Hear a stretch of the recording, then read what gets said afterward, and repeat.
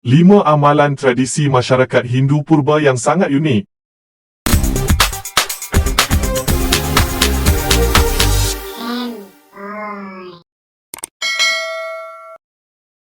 Budaya serta tradisi masyarakat India merupakan di antara salah satu budaya yang tertua di dunia.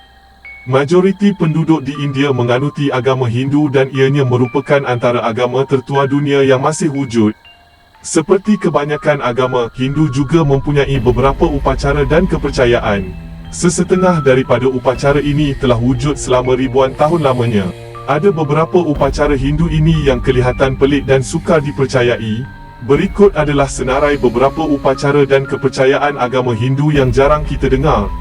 Jom sama-sama kita saksikan.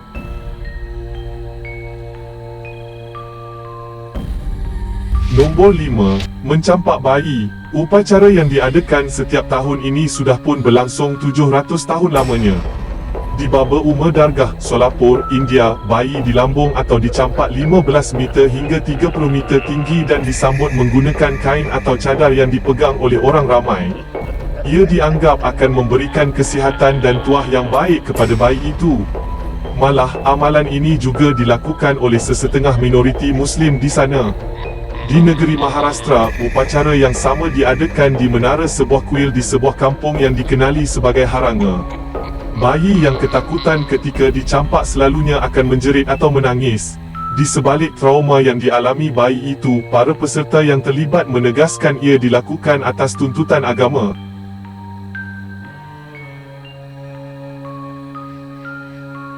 Nombor 4. Nag Panchami, perayaan ular.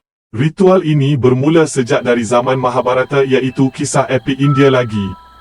Telah menjadi satu tradisi untuk menyembah ular dengan menggunakan susu, manisan, bunga dan juga pelita. Ular sering dikaitkan dengan Tuhan Hindu seperti Shiv, Vishnu, Devi dan Subramanya. Ular sering dilihat sebagai peneman dan senjata Tuhan-Tuhan Hindu tersebut. Upacara ini dilakukan untuk menangkis sumpahan daripada nag ular, terhindar daripada gigitan ular, memperolehi nasib dan kesihatan yang baik.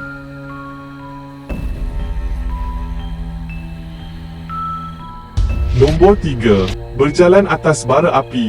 Berjalan tanpa sebarang alas kaki melintasi hamparan bara api yang menyala biasanya dilakukan di India Selatan untuk memberi penghormatan kepada Dewi Hindu Draupadi Amman. Peserta yang terlibat biasanya mengalami luka terbakar di bahagian tapak kaki dan kadang-kala membawa kepada kecederaan yang serius. Bukti terawal upacara yang juga digelar Timiti ini dilakukan adalah pada tahun 1200 sebelum Masihi lagi, semasa zaman besi di India. Ia merupakan ujian keimanan seseorang itu terhadap agama Hindu, dan jika dia seorang penyembah sejati Dewi Draupadi, maka dia tidak akan mengalami sebarang kecederaan semasa melakukan ritual ini.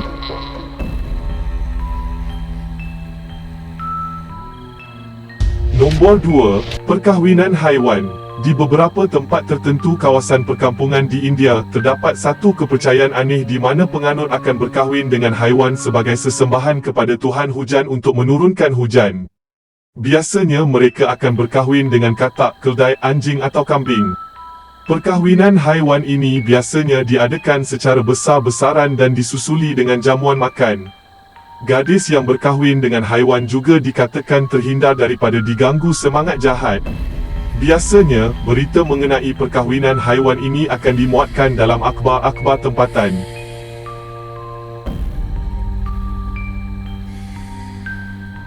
Nombor 1. Sati, korban diri. Masyarakat purba di India menerima adat pelik ini di mana wanita yang baru kematian suaminya akan mengorbankan diri untuk dibakar bersama-sama mayat suaminya. Amalan ini dikesan sejak dari abad pertama lagi.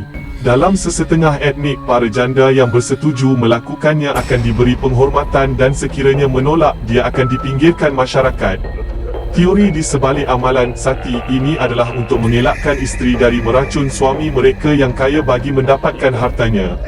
Namun, ritual ini semakin mendapat kecaman banyak pihak di India kerana ianya telah banyak dilakukan secara paksaan, bukan lagi sukarela. Jadi begitulah adat-adat yang ada dalam pelbagai masyarakat.